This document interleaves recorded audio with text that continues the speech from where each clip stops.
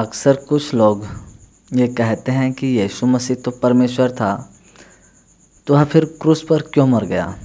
वह अपने आप को मरने से क्यों बचा नहीं पाया? तो कुछ लोग ठट्ठा भी करते हैं, तो कुछ लोग हंसी भी उड़ाते हैं कि यीशु मसीह क्रूस पर अपने आप को बचा नहीं सका। खासकर ऐसी बातें वही लोग करते हैं जिन्हें प्रभु यीशु मसीह के सच्चे प्रेम के बारे में कुछ भी पता नहीं होता। एक प्रकार से कहें तो नासमझ लोग ही ऐसी बात किया करते हैं, या फिर कहें कि जो लोग अज्ञानता में हैं वही लोग ऐसी बातें किया करते हैं। हालांकि हर एक सवालों के जवाब हमें बाइबल से मिलते हैं, और उन्हीं सवालों में से एक सवाल ये है कि प्रभु यीशु मसीह अपने आप को क्रूस पर क्यों बचा नहीं पाया। पतरस भी चाहता था कि यीशु मसीह क्रूस पर न मरे, क्योंकि पतरस प्रभु यीशु मसीह से बहुत प्रेम करता था, और पतरस नहीं चाहता था कि यीशु मसीह क्रूस पर मरे। जबकि प्रभु यीशु मसीह ने पतरस को बता दिया था कि वह क्रूस पर मारा जाएगा और मरने के पश्चात मुर्दों में से तीसरे दिन जी भी उठेगा। पतरस एक मनुष्य ही था, इसलिए वह मनुष्य की तरह सोचता था। पतरस को इस बात पर विश्वास ही नहीं था कि प्रभु यीशु मसीह मुर्दों में से तीसरे दिन जी उठेगा। इसलिए पतरस ने यीशु से कहा कि परमेश्वर न करे तेरे साथ ऐसा कभी हो। परंतु प्रभु यीशु मसीह पतरस से कहता है कि हे शैतान, मेरे सामने से दूर हो जा, तू मेरे लिए ठोकर का कारण बनता है, क्योंकि तू परमेश्वर की बातों पर नहीं परंतु मनुष्यों की बातों पर मन लगाता है। जैसे कि हम मत्ती 16 अध्याय और उसका 21, 22 और 23 आयत में पढ़ते हैं, तो यहाँ पर लिखा है, यहाँ पर प्रभु यीशु मसीह अपने चेलों से कहता है कि अवश्य है कि मैं यरूशलेम को जाऊँ और पुरनियों और प्रधान याजकों और शास्त्रियों के हाथ से बहुत दुख उठाऊँ और मार डाला जाऊँ और तीसरे दिन जी उठूँ। इस पर पतरस उसे अलग ले जाकर झिड़कने लगा और कहा, हे प्रभु, परमेश्वर न करे तेरे साथ ऐसा कभी न होगा। यीशु ने मुड़कर पतरस से कहा, हे शैतान, मेरे सामने से दूर हो, तू मेरे लिए ठोकर का कारण है, क्योंकि तू परमेश्वर की बातों पर नहीं पर मनुष्यों की बातों पर मन लगाता है। यहाँ पर प्रभु यीशु मसीह पतरस से कहता है कि तू परमेश्वर की बातों पर नहीं परंतु मनुष्यों की बातों पर मन लगाता है। प्रभु यीशु मसीह जो स्वयं परमेश्वर है, उसने अपने चेलों से कहा कि मैं तीसरे दिन जी उठूँगा। फिर भी पतरस को विश्वास ही नहीं हुआ कि वह तीसरे दिन जी उठेगा। इसलिए पतरस यीशु मसीह से कहता है कि परमेश्वर न करे कि तेरे साथ ऐसा कभी हो। तब प्रभु यीशु मसीह ने पतरस से कहा कि हे शैतान, मेरे सामने से दूर हो, क्योंकि तू परमेश्वर की बातों पर नहीं परंतु मनुष्यों की बातों पर मन लगाता है। इस वचन के द्वारा दो बातें निकलकर सामने आती है। तो पहला है कि मनुष्यों की बातों पर मन लगाने वाले विश्वासी भाई बहन, या फिर कहें कि मसीही भाई बहन, अभी भी शैतान के वश में हैं। और दूसरा ये है कि प्रभु यीशु मसीह इस संसार में क्रूस पर कुर्बान होने के लिए ही आया था, क्योंकि महान परमेश्वर चाहता था कि यीशु मसीह पूरे जगत के पापों को लेकर क्रूस पर अपना बलिदान दे, ताकि जितने भी लोग प्रभु यीशु मसीह में ईमान लाए उन्हें प्रभु यीशु मसीह के द्वारा स्वर्ग में अनंत काल तक अनंत जीवन मिले। परंतु पतरस प्रभु यीशु मसीह को क्रूस पर कुर्बान होने के लिए मना कर रहा था। हालांकि पतरस को क्रूस की गहराई के विषय में कुछ भी पता नहीं था, और न ही परमेश्वर के सच्चे प्रेम के बारे में पता था। ठीक आज उसी प्रकार से बहुत सारे लोगों को प्रभु यीशु मसीह के क्रूस के विषय में, उसके प्रेम के विषय में न तो ए फॉर एप्पल पता है और न ही बी फॉर बॉल पता है। इसलिए कई सारे लोग क्रूस के विषय में उल्टे सीधे सवाल किया करते हैं। पतरस प्रभु यीशु मसीह को सच्चे दिल से प्रेम करता था, फिर भी यीशु मसीह ने पतरस को शैतान कहा, क्योंकि उस समय पतरस का सोच मनुष्यों के जैसा था। तो सोचिए, जो लोग प्रभु यीशु मसीह के क्रूस का मजाक उड़ाते हैं, उसके महान बलिदान का मजाक उड़ाते हैं, परमेश्वर के प्रेम का मजाक उड़ाते हैं, तो उनके विषय में परमेश्वर का वचन क्या कहता है। जब हम प्रेरितों के काम में पढ़ते हैं एक इलीमास टोन्हे के बारे में, एक इलीमास नाम का व्यक्ति था जो यीशु के सुसमाचार का विरोध कर रहा था। तो पौलुस ने उसे शैतान का संतान कहा। शैतान स्वर्ग में भी परमेश्वर का विरोध करता रहा, और जब वह स्वर्ग से निकाला गया तो अब वह इस पृथ्वी पर कलीसिया का विरोध कर रहा है, प्रभु यीशु मसीह के सुसमाचार का विरोध कर रहा है। ऐसा नहीं है कि कलीसिया का विरोध आज से हो रहा है, परंतु सदियों से कलीसिया का विरोध होते आ रहा है, और जैसे जैसे कलीसिया का विरोध हो रहा है वैसे वैसे मसीहों की संख्या दिन प्रतिदिन बढ़ती जा रही है। क्रूस की घटना के पहले जब सैनिक लोग प्रभु यीशु मसीह को पकड़ने के लिए आए, तब प्रभु यीशु मसीह के एक चेले ने अपनी तलवार से एक सैनिक का कान उड़ा दिया। तब प्रभु यीशु मसीह अपने चेलों को डांट कर कहता है कि अपनी तलवार अपने म्यान में रख, क्योंकि जो तलवार चलाते हैं वे सब तलवार से नाश किए जाएंगे। और आगे प्रभु यीशु मसीह अपने चेलों से कहता है कि मैं अपने पिता से विनती कर सकता हूँ और वह स्वर्गदूतों की 12 पलटन से अधिक मेरे पास अभी उपस्थित कर देगा। परंतु पवित्र शास्त्र की वे बातें कि ऐसा ही होना अवश्य है कैसे पूरी होंगी। तो यहाँ पर प्रभु यीशु मसीह साफ साफ कह रहा है कि यदि मैं परमेश्वर से विनती करूँगा तो महान परमेश्वर अपने स्वर्गदूतों की 12 पलटन भेजकर अभी मुझे क्रूस पर मरने से बचा सकता है, मुझे सैनिकों के हाथ से बचा सकता है। परंतु पवित्र शास्त्र में जो मेरे विषय में लिखा है कि मुझे क्रूस पर मरना अवश्य है, ये बातें कैसे पूरी होगी। दरअसल पवित्र शास्त्र में पहले से ही लिखा गया है कि परमेश्वर का मसीह दुख उठाएगा और संसार के तमाम लोगों के अपराधों को लेकर क्रूस पर अपनी कुर्बानी देगा। जैसे कि यशायाह भविष्यवक्ता ने प्रभु यीशु मसीह के जन्म के लगभग 650 साल पहले यह भविष्यवाणी किया था। यशायाह 53 अध्याय 4 से हम 7 आयत में पढ़ते हैं। तो यहाँ पर लिखा है, निश्चय उसने हमारे रोगों को सह लिया और हमारे दुखों को उठा लिया, तभी हमने उसे परमेश्वर का मारा, कूटा और दुर्दशा में पड़ा हुआ समझा। परंतु वह हमारे ही अपराधों के कारण घायल किया गया, वह हमारे अधर्म के कामों के कारण कुचला गया। हमारी ही शांति के लिए उस पर ताड़ना पड़ी कि उसके कोड़े खाने से हम लोग चंगे हो जाएं। हम तो सब के सब भेड़ों के समान भटक गए थे, हम में से हर एक ने अपना अपना मार्ग लिया, और यहोवा ने हम सबों के अधर्म का बोझ उसी पर लाद दिया। वह सताया गया तो भी वह सहता रहा और अपना मुंह न खोला। जिस प्रकार भेड़ वध होने के समय और भेड़ी ऊन कतरने के समय चुपचाप शांत रहती है, वैसे ही उसने भी अपना मुंह न खोला।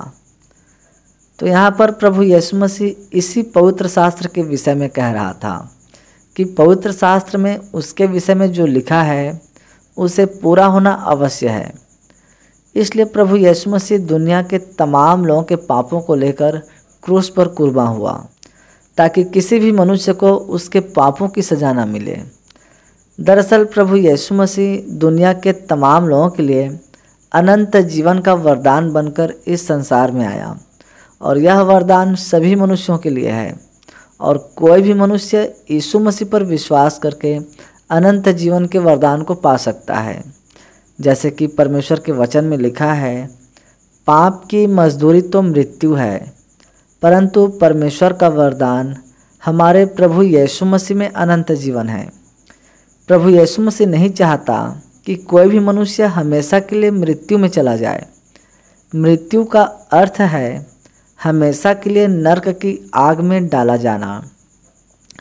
देखिए, इस संसार में बहुत सारे लोग पापियों को मारने आए, पापियों को नष्ट करने आए, परंतु एकमात्र प्रभु यीशु मसीह ही है जो सबका प्रभु है। वह संसार के सभी लोगों को बचाने के लिए आया। तो किससे बचाने के लिए आया? नरक की आग में जाने से लोगों को बचाने के लिए आया, मृत्यु से बचाने के लिए आया। आखिर प्रभु यीशु मसीह हम सभी मनुष्यों को क्यों बचाना चाहता है? परमेश्वर के वचन में लिखा है कि हर मनुष्य परमेश्वर की खेती और परमेश्वर की रचना है, और हर मनुष्य प्रभु यीशु मसीह में रचा और बनाया गया है।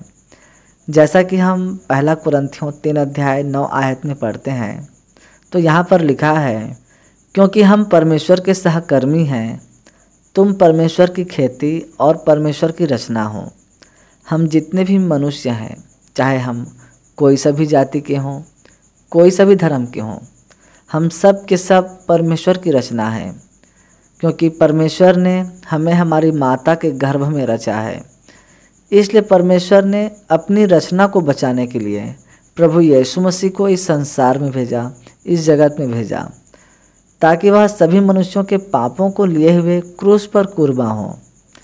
इसलिए प्रभु यीशु मसीह ने क्रूस पर अपने आप को बचाया नहीं, ताकि हमें नजात मिल सके, हमें अनंत जीवन मिल सके। आज जितने भी भाई बहनों के पास प्रभु यीशु मसीह है, उसके पास परमेश्वर का अनंत जीवन है, परंतु जिनके पास प्रभु यीशु मसीह नहीं है, उनके पास अनंत जीवन भी नहीं है। जैसे कि हम पहला यूहन्ना 5 अध्याय 12 आयत में पढ़ते हैं, तो यहाँ पर लिखा है परमेश्वर के वचन में, जिसके पास पुत्र है उसके पास जीवन है, और जिसके पास परमेश्वर का पुत्र नहीं उसके पास जीवन नहीं है। क्रूस की घटना को जब हम बाइबल में गहराई से पढ़ते हैं, तो जब क्रूस पर प्रभु यीशु मसीह को चढ़ाया गया था, तो वहाँ पर कुछ लोग थे जो प्रभु यीशु मसीह को देखकर हंस रहे थे, प्रभु यीशु मसीह का मजाक उड़ा रहे थे।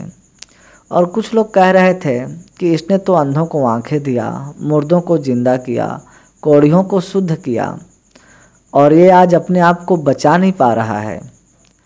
अगर ये आज अपने आप को मरने से बचा ले और क्रूस पर से उतर आए, तभी हम जानेंगे कि यही मसीह है, यही परमेश्वर का पुत्र है। यहाँ तक कि जिन लोगों को प्रभु यीशु मसीह ने चंगा किया था, उनमें से भी कुछ लोग प्रभु यीशु मसीह को ताना मार रहे थे, उसका मजाक उड़ा रहे थे कि क्रूस पर से उतर आए, तभी हम जानेंगे कि यह परमेश्वर का पुत्र है। और जिन सैनिकों ने प्रभु यीशु मसीह को क्रूस पर चढ़ाया था, वे लोग भी प्रभु यीशु मसीह को ठट्ठों में उड़ा रहे थे। परंतु जैसे ही प्रभु यीशु मसीह ने क्रूस पर अपनी जान दी और अपना प्राण त्यागा, वैसे ही मंदिर का पर्दा ऊपर से नीचे तक 2 टुकड़ों में फट गया। जिस मंदिर को बनाने में 46 वर्ष लगे थे, वह मंदिर 2 टुकड़ों में फट गया। प्रभु यीशु मसीह के प्राण त्यागते ही भूकंप आ गए और पूरी धरती डोल गई, और पहाड़ों के बड़े बड़े चट्टान क्रैक हो गए, मतलब बड़े बड़े चट्टान तड़क गए, क्रैक हो गए, और पवित्र लोगों के बहुत सारे शव जी उठे और नगर में घूमने लगे। इन सारी घटनाओं को जब सिपाहियों ने देखा और उन लोगों ने भी देखा जो प्रभु यीशु मसीह का मजाक उड़ा रहे थे, तो वही लोग कहने लगे कि सचमुच यह परमेश्वर का पुत्र था। जैसे कि हम मत्ती 27 अध्याय और उसका 50 से 54 आयत तक में पढ़ते हैं, तो यहाँ पर लिखा है, तब यीशु ने बड़े शब्द से चिल्लाकर प्राण छोड़ दिए, और देखो मंदिर का पर्दा ऊपर से नीचे तक फटकर 2 टुकड़े हो गया। मतलब मंदिर का पर्दा ऊपर से लेकर नीचे नींव तक 2 भागों में फट गया, और धरती डोल गई, पूरी धरती डोल गई प्रभु यीशु मसीह के प्राण त्यागते ही, और चट्टानें तड़क गई और कब्रें खुल गई, और सोए हुए पवित्र लोगों के बहुत से शव जी उठे, और उसके जी उठने के बाद वे कब्रों में से निकलकर पवित्र नगर में गए और बहुतों को दिखाई दिए।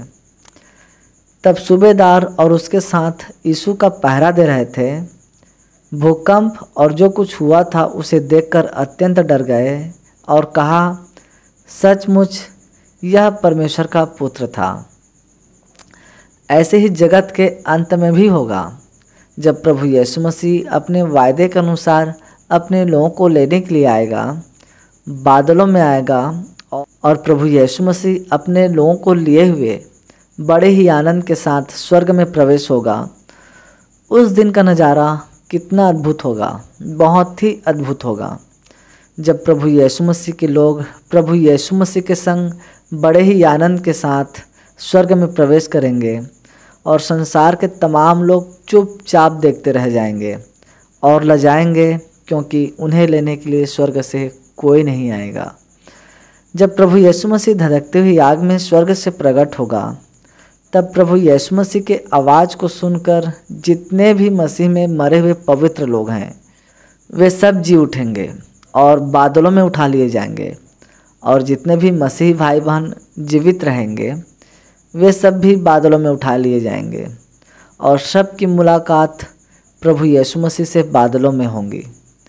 और संसार के तमाम लोग यीशु मसीह को और सारे मसीही लोगों को एक साथ देखेंगे। जैसे कि हम पहला थिस्सलुनीकियों 4 अध्याय 16 और 17 आयत में पढ़ते हैं, तो यहाँ पर लिखा है, क्योंकि प्रभु आप ही स्वर्ग से उतरेगा, उस समय ललकार और प्रधान दूत का शब्द सुनाई देगा और परमेश्वर की तुरही फूंकी जाएगी और जो मसीह में मरे हैं वे पहले जी उठेंगे। तब हम जो जीवित और बचे रहेंगे उनके साथ बादलों पर उठा लिए जाएंगे कि हवा में प्रभु से मिले। इस रीति से हम सदा प्रभु के साथ रहेंगे। तो जगत के अंत के बाद जितने भी सच्चे मसीह भाई बहन होंगे वे सब प्रभु यीशु मसीह के संग रहेंगे। परंतु आज जो लोग प्रभु यीशु मसीह के क्रूस का मजाक उड़ाते हैं, प्रभु यीशु मसीह के सुसमाचार को तुच्छ जानते हैं, या फिर जो लोग प्रभु यीशु मसीह के खिलाफ अनाप शनाप बातें किया करते हैं, वे लोग भी प्रभु यीशु मसीह को देखेंगे। ऐसी बात नहीं है कि वे लोग नहीं देखेंगे, हर एक लोग प्रभु यीशु मसीह को देखेंगे और यीशु मसीह को देखकर रोएंगे, और तब यही लोग कहेंगे कि सचमुच यही परमेश्वर का पुत्र है। और प्रभु यीशु मसीह के आगे सभी लोग घुटना टेकेंगे और यीशु को अपना प्रभु अंगीकार करेंगे, अपना उद्धारकर्ता अंगीकार करेंगे। और बात सिर्फ यही तक ख़त्म नहीं हो जाती, परंतु आज जितने भी लोगों ने प्रभु यीशु मसीह के सुसमाचार को अनसुना किए हैं या तुच्छ जाने हैं, और जो लोग प्रभु यीशु मसीह के क्रूस का मजाक उड़ाते हैं, महान परमेश्वर न्याय के दिन में उन्हें अनंत काल तक दंड की दशा में रखेगा। अनंत विनाश का मतलब हमेशा के लिए दंड की दशा में रखना, हमेशा के लिए उस दंड को सहना। जैसा कि हम दूसरा थिस्सलुनीकियों 1 अध्याय 7, 8 और 9 आयत में पढ़ते हैं, तो यहाँ पर लिखा है, जबकि प्रभु यीशु अपने सामर्थी दूतों के साथ धधकती हुई आग में स्वर्ग से प्रकट होगा, और जो लोग परमेश्वर को नहीं पहचानते और हमारे प्रभु यीशु के सुसमाचार को नहीं मानते उनसे पलटा लेगा। वे प्रभु के सामने से और उसकी शक्ति के तेज से दूर होकर अनंत विनाश का दंड पाएंगे। तो यहाँ पर परमेश्वर का वचन कह रहा है, जो सच्चे परमेश्वर को नहीं पहचान रहे हैं और प्रभु यीशु मसीह के सुसमाचार को नहीं मान रहे हैं, उन्हें हमेशा के लिए अनंत दंड की दशा में रखा जाएगा। अब शायद कुछ लोग मेरे विषय में ये कहें कि ये हमें वीडियो के माध्यम से डराकर हमें मसीही बनाना चाहता है। तो मेरा उद्देश्य किसी को डराना नहीं है, परंतु बाइबल की सच्चाई को बताना है। और रही बात डराने की, तो मैं किसी को डराना नहीं चाहता, परंतु प्रभु यीशु मसीह के सुसमाचार के द्वारा, प्रभु यीशु मसीह के क्रूस की कथा के द्वारा लोगों को बचाना चाहता हूँ। यही मेरा उद्देश्य है। तो आज के लिए बस इतना ही। महान परमेश्वर इन वचनों के द्वारा आपको और आपके पूरे परिवार को प्रभु यीशु मसीह के नाम में आशीष प्रदान करें। आमीन।